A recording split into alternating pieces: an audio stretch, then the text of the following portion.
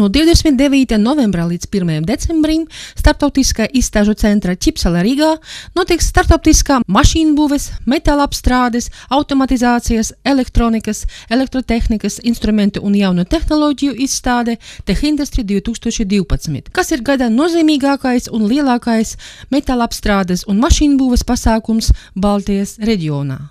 Daugavpils dome par sava darba vienu no prioritātēm noteikusi atbalstu uzņēmējdarbībai. Tāpēc jau 3. gadu Daugavpils dome atbalsta Daugavpils uzņēmēju stenda izvietošanu izstādes laika. Tas ir viens no būtiskiem atbalsta veidiem. Tas ir vienīgais pašvaldības stends izstādē, kur pašvaldība organizē metālapstrādes uzņēmumu piedalīšanos.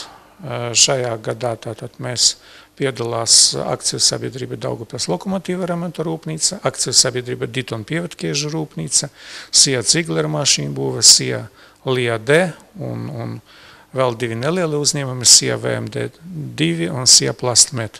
Tātad pārstāvēta principā gandrīz visa metāla apstrāde, no lieliem uzņēmumiem ar 1000 strādājušiem līdz nelieliem, kur ir mazāk par 10 strādājuši.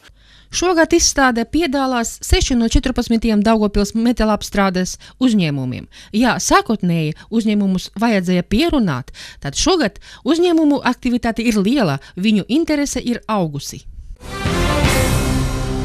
Neskatoties uz valdības lēmumu samazināt garantētā minimālā ienākuma pabalsta apmēru, Daugavpils pašvaldības saviem iedzīvotājiem saglabās šo pabalstu esošajā apmērā 45 latus. Attiecīgi domes lēmumi tiks pieņemti tuvākajā laikā. Mēs uzskatām, ka mūsu Latvijas valdība pieņem nepopulāru un nepareizu lēmumu un samazina tādu galvenu pabalstu, kā garantēta minimāla ienākuma līmeņa pabalsts. Uz šodienu pabalsta apmērs ir 45 lati, bet ir plānots, ka šī pabalsta veids būs samazināts līdz 35 latiem, kas nepareizi. Un mēs Daugavpils pilsētas domē pieņemsim lēmumu, ka mēs atstāsim garantētu minimāla ienākuma līmeņa pabalstu tieši 45 latu apmērā. Nākošnedēļ Daugavpils domes deputāti skatīs jautājumu par grozījumiem saistošajos noteikumos, kur plānots iestrādāt gan šo pabalstu saglabāšanu, gan dzīvokļa pabalstu nodrošināšanu arī turpmāk.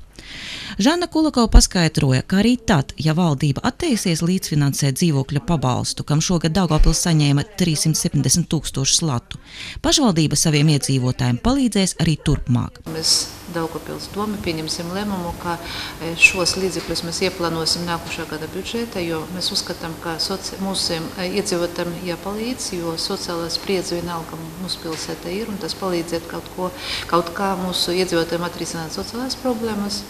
Dome šobrīd strādā pie 2013. gada Daugavpils domes budžeta un meklē iespējas apmierināt visas vajadzības. Papildināsim iedzīvotāju kategoriju, kuri varēs pretendēt uz dzīvokļu pabalstu, tas ir siltuma enerģijas apmaksa, kā arī palielināsim pabalsta apmēru. Bez tam deputātiem lemšanai tiks piedāvāts jautājums arī par iespēju paplašināt pabalstus un palīdzību veselības aprūpei, jo sociālo lietu pārvaldē griežas daudz cilvēku ar lūgumu palīdzēt tieši šajā jomā.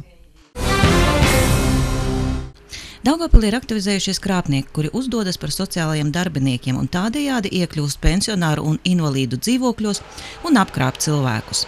Krāpnieki var piedāvāt sociālo palīdzību, pabalstus, kas tiek izmaksāti pirms svētkiem, var piedāvāt arī kādu palīdzību.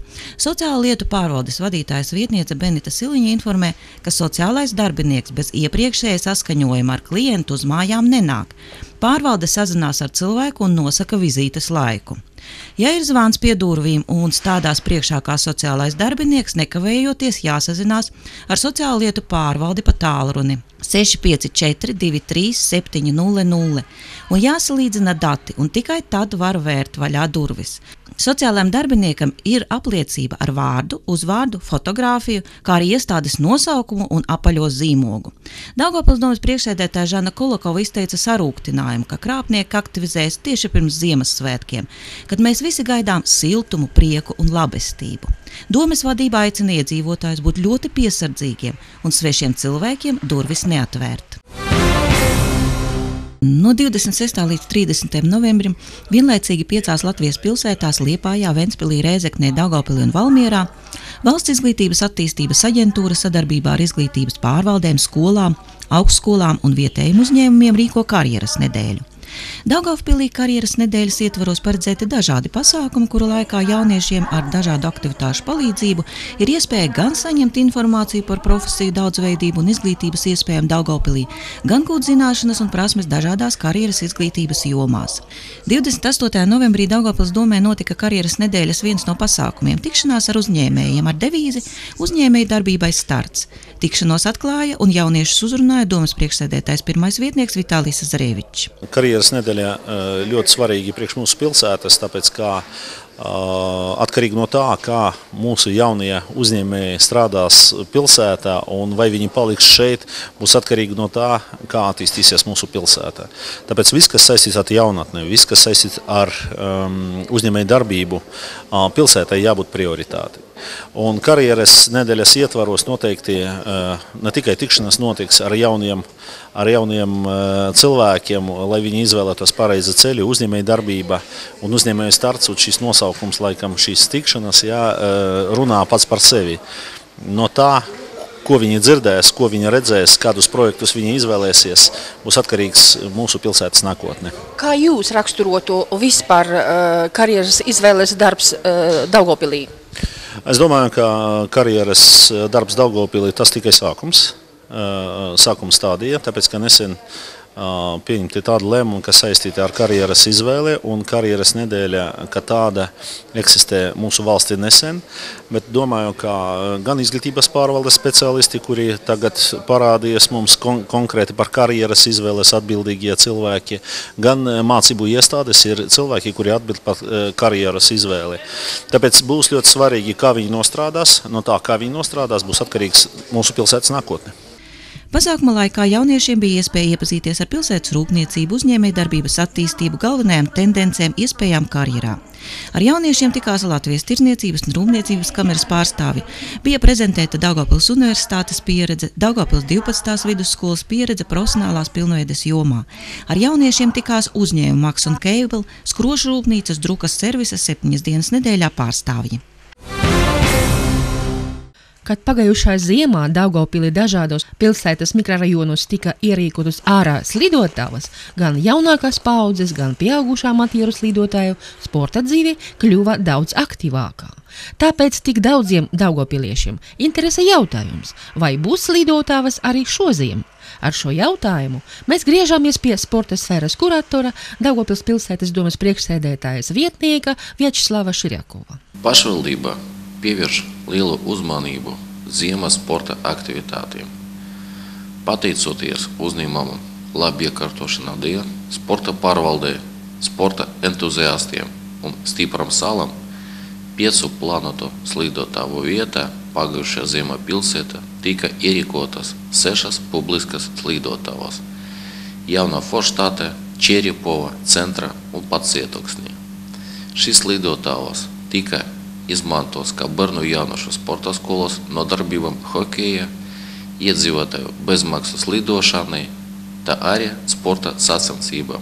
Bija organizētas zelta ripas turnīrs pagalmu komandām. Tradīcija rīkot bērnu hokeja komandu turnīrus mikrorajonos atjaunotu 2011. gada un pierādīja, ka šādas aktivitātes pilsētā ir pieprasītas. Arī šogad mēs labprāt ierīkosim bezmaksas ārā slidotavas, bet tikai pašvaldības vēlmes ierīkot slidotavas un naudas iedalīti šim mērķim ir pamasa. Mūsu speciālisti pastāvīgi izvērtē situāciju, seko dažādām laika prognozēm, lai savlaicīgi sāktu ierīkot slidotavas mikrorajonos. Protams, līdz pavasarim mēs šo darbu atlikt netaisāmies, bet skaidrs, ka nekas nesanāks, ja nebūs sals. Būs sals, būs arī slidotavas. Cerēsim, ka gaidāmā ziema būs ar sālu un sniegu, kas ļaus nodarboties ar ziemas sporta veidiem daudzām Daugavpils ģimenēm. Daugavpils pašvaldība pilnā sparā gatavojas Ziemassvētkiem un jaunajam gadam.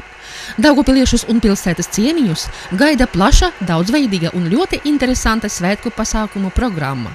Sakarā ar to, ka pilsētas budžets pildās labi un ka pēc 18. novembra svinībām Jaungada un Ziemassvētku svinēšana ir otri nozīmīgākie svētki mums pilsētā, tad mēs arī sarūpēsim gan skaistu mūsu vienības laukuma noformējumu.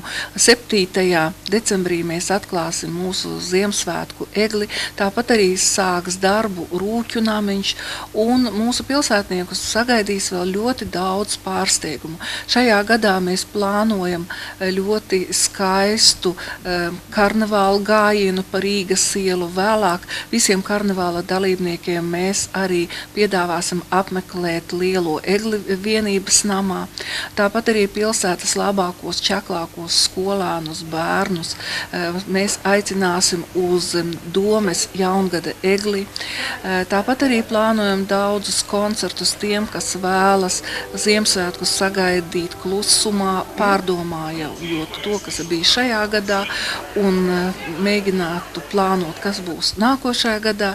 Tāpat arī šajā gadā jaunums būs tas, ka mēs tāpat kā visā pasaulē mēģināsim visi kopā sagaidīt jauno gadu vienības laukumā. Daugavpilī tā ir jauna tradīcija, bet zinot, cik mūsu pilsētniekiem ļoti patīk pulcēties laukumā, skatīties salūts, klausīties koncertus, es domāju, ka tā ir laba iecere un tāpēc plānojiet paši kopā ar visu pilsētu sagaidīt jaungadu laukumā, aiciniet savus radus, draugus, viesus. Mēs tāpat arī gaidīsim turistus, jo sākot ar 7. decembrī līdz vecajam jaunajam gadam pilsētā būs vesela rinda pasākumu, kas būs ļoti interesanti, atraktīvi un ar nelielu tādu pasakainu noskaņu.